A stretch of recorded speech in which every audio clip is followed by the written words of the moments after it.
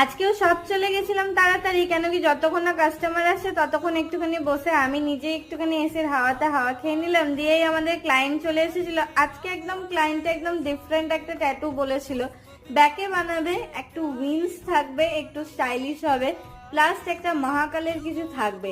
Last অব্দি উনি decision নিয়েছিলেন যে একটা ত্রিশূল থাকবে, একটু ত্রিনয়ন থাকবে। এটা তার ফাইনাল লুক ছিল ট্যাটুটার। কেমন হয়েছে নিশ্চয়ই জানাবেন।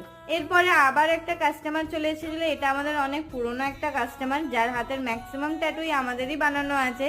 এর ওপরে তো ওর একটা বড় ট্যাটু বানানোই ছিল আমাদের কাছে দু সাইডেতে। তারপরে আর একটা ট্যাটু উনি একটুখানি বড় করতে চেয়েছিল। এটা তার ফাইনাল লুক ছিল, একটা উলস দিয়ে বানানো হয়েছিল, পুরো জঙ্গলের একটা থিম দিয়ে।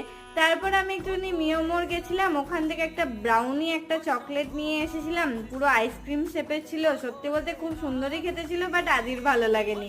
এই আজকে এই দিনটা